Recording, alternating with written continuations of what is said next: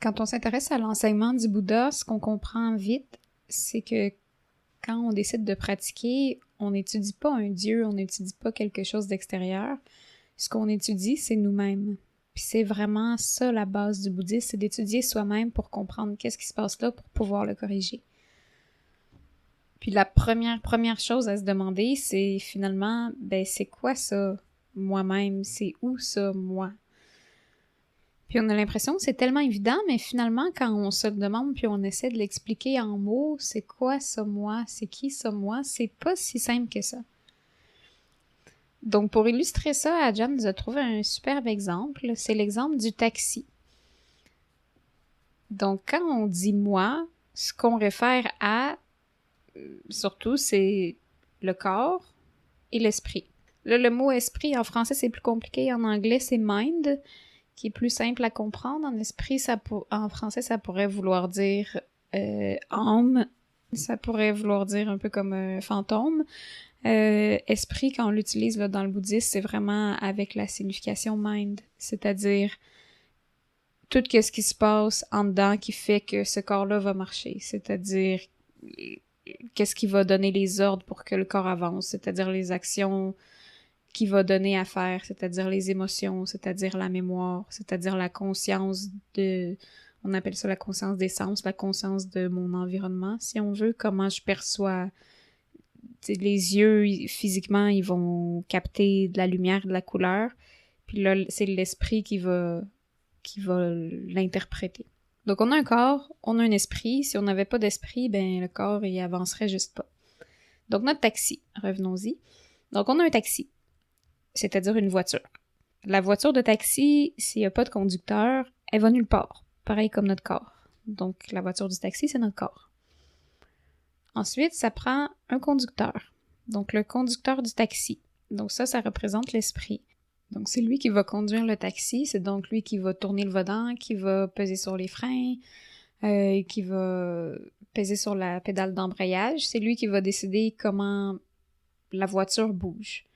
Alors, c'est exactement ça, notre esprit. C'est lui qui décide comment notre corps va bouger. C'est lui qui envoie l'ordre de bouger. C'est lui qui décide d'avancer un pied, c'est lui qui ouvre la bouche pour prononcer des sons, c'est lui qui donne l'ordre de faire tout ça.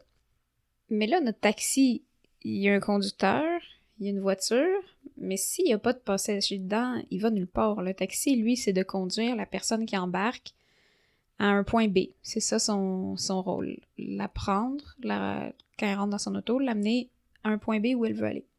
Et le conducteur du taxi, lui, il n'y a pas d'opinion à donner sur la destination du passager. C'est le passager qui rentre, qui dit où il veut aller, et le conducteur, il y amène. Lui, il décide pas si c'est un alcoolique qui rentre, qui veut aller au bar, il va le conduire au bar. Si c'est un religieux qui rentre, qui va à l'église, il va l'amener à l'église. Si c'est un parent qui s'en va chercher son enfant à la garderie, il l'amène là. Lui, il va pas commencer à donner des conseils ou à argumenter sur l'endroit où il s'en va. Son rôle, c'est amener le passager là où il veut. Donc, si on revient à nous-mêmes, alors on a notre corps qui, sans esprit, est inerte, il se passe rien, il va nulle part. On a l'esprit qui lui donne les directives. Puis, on a le passager. Et en fait, le passager, c'est lui qui va vraiment décider quelle action on va prendre. Donc, le passager, en fait, c'est la qualité ou le défaut qui nous habite à ce moment-là. Ça peut être la colère, ça peut être la générosité, ça peut être la tristesse, ça peut être la vengeance, ça peut être la jalousie. Ça change. C'est pas tout le temps la même chose. C'est pas tout le temps un passager. Puis ce qui nous amène à nous demander, en fait, c'est moi le passager ou c'est pas moi le passager? Parce que si c'était moi le passager, est-ce que je me ferais faire des montagnes russes à moi-même en me faisant faire des choses que je vais regretter après? Si, par exemple, je suis en colère et que j'agis par vengeance, que ce soit en parole ou en action, et que plus tard je regrette mes actions, c'est qui moi? C'est où moi? Est-ce que c'est celui qui était... Est-ce que c'était la vengeance qui était moi? Est-ce que c'est le regret qui est moi? Est-ce que ce qui me fait souffrir comme ça, est-ce que c'est moi? la définition d'un ennemi, c'est quelqu'un qui nous blesse et qui nous fait souffrir. Puis si on regarde dans notre esprit, dans nous-mêmes, ben il y a beaucoup de souffrance qui est causée par nous-mêmes, par des choses qu'on fait, par des émotions, par des attachements que nous, on a, puis qui nous font souffrir. Alors, est-ce que ces passagers-là qui me font pleurer, qui me font souffrir, est-ce que c'est mon ami ou est-ce que c'est mon ennemi? Est-ce que c'est moi-même? La pratique du bouddhisme, c'est vraiment basé sur des questionnements. Puis quand on se demande c'est qui ça, moi? C'est quoi, moi? C'est où, moi? Alors, quand on regarde notre taxi, ben si on regarde la voiture du taxi, le corps, c'est plus facile parce que c'est matériel. Ben le corps, est-ce que c'est moi, le corps? Est-ce que si j'ai un accident puis que je perds un bras puis j'ai le bras à côté de moi qui est détaché de mon corps, est-ce que ce bras-là qui est plus attaché, est-ce que c'est moi ou pas? Ben, il y a 5 secondes, je m'identifiais à ce bras-là, c'était moi. Puis 5 secondes après, parce qu'il est plus attaché, ben je le considère plus moi. Puis ensuite, quand on regarde notre conducteur de taxi qui fait juste exécuter des ordres qui sont donnés par le passager, est-ce que c'est ça, moi? Ou est-ce que c'est le passager alors? Mais le passager, il change. Puis il va me faire tout le temps passer d'une émotion à une autre, d'un regret à un autre, d'une souffrance à une autre, d'une joie à la souffrance. Est-ce que si c'était vraiment moi, est-ce que je me permettrais de sauter comme ça ou est-ce que je resterais tout le temps dans la joie? Alors c'est où moi finalement? Donc juste pour résumer, l'idée du taxi, c'est vraiment juste pour bien illustrer, pour que quand on parle de l'esprit, de moi, du corps, dès quel est ça, c'est-à-dire des défauts, des qualités, on comprenne de quoi on parle. Donc, en résumé, le corps égale la voiture de taxi, l'esprit égale le conducteur de taxi, et les qualités ou les défauts égale le passager dans le taxi. Donc cet exemple-là, il nous amène à un deuxième point, qui est de comprendre mieux la moralité.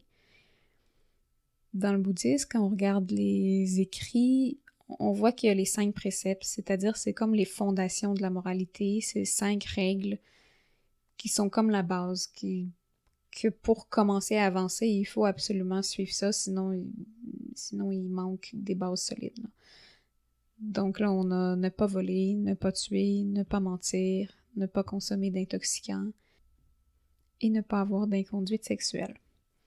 Mais ça, c'est vraiment juste la base de la base. Quand on veut pratiquer, il faut aller plus haut que ça. En anglais, on va appeler ça « higher morality ». En français, ben, je vais juste dire « développer la moralité ». Donc, on veut développer la moralité plus profondément que juste suivre ces règlements-là. Parce que suivre des règlements, c'est pas ça qui nous fait moral. On peut juste prendre l'exemple de prisonniers, par exemple. Ben, ils sont en prison parce qu'ils ont commis un crime, c'est-à-dire, nécessairement, ils étaient immoraux. Et là, ils sont en prison, et ils n'ont pas accès à des substances à consommer. Ils sont tout seuls, par exemple, alors ils peuvent pas mentir. Ils sont enfermés, ils peuvent pas voler. Ils sont encore tout seuls, pas d'inconduite sexuelle. Et la même chose, ne pas tuer sous haute surveillance tout seul, ça va être compliqué. Donc finalement, ils suivent les 5 préceptes. Mais est-ce que ça fait de eux des gens moraux? Non. Pourquoi? Parce qu'en fait, la moralité, c'est pas une action physique. C'est vraiment le passager qui décide si on est moral ou non. C'est-à-dire que peu importe mon action, si elle est guidée par la jalousie, c'est une action immorale. Si elle est guidée par la colère, c'est une action immorale. Si elle est guidée par la sagesse, par la générosité, par l'effort, et là on va parler d'une action morale. Et la pratique de la méditation, elle vient nous aider à ça, en fait, à être capable d'identifier c'est qui nos amis, c'est qui nos ennemis, c'est-à-dire nos qualités, nos défauts qui viennent s'asseoir dans le taxi. Est-ce que je suis capable de les reconnaître? Parce que c'est pas toujours évident de reconnaître si c'est un défaut ou une qualité qui est assis. Des fois, ils sont déguisés, là, les défauts. Donc, d'apprendre à reconnaître véritablement qui est mon ennemi, qui est mon ami, qui s'assoit dans ma voiture, puis de plus accepter qu'il y ait d'ennemis. De chaque fois qu'on reconnaît un ennemi qui s'assoit, de le lancer en dehors du taxi. La pratique, c'est vraiment comme une rébellion, sauf qu'à la différence des rébellions habituelles qui sont contre une entité extérieure, là, c'est vraiment avec nous-mêmes. On est en rébellion avec nous-mêmes pour enlever tout ce qui est là pour nous faire souffrir, pour enlever tout ce qui est là pour faire mal, pour enlever tout ce qui est immoral, pour le remplacer par quelque chose de bien. Ce qui est important de comprendre, c'est que si on a un arbre qui a une maladie racinaire, c'est pas juste les racines qui sont malades, c'est tout l'arbre au complet qui va dépérir, ses feuilles, ses branches, son tronc, jusqu'à ce qu'il meure. C'est la même chose avec nos actions. Si à la base, le passager est pas bon, si le passager est immoral, ben toute l'action, tout ce qui s'ensuit, et les paroles, les actions physiques sont nécessairement immorales. Donc si on voulait résumer la pratique, on pourrait dire que c'est l'étude de soi-même en apprenant à reconnaître le passager qui s'assoit dans notre taxi et à refuser ou à jeter en dehors du taxi tous les passagers immoraux, c'est-à-dire tous les défauts, et garder seulement les qualités ou les passagers qui vont nous amener dans la moralité pour qu'après ça, toutes nos actions en découlent.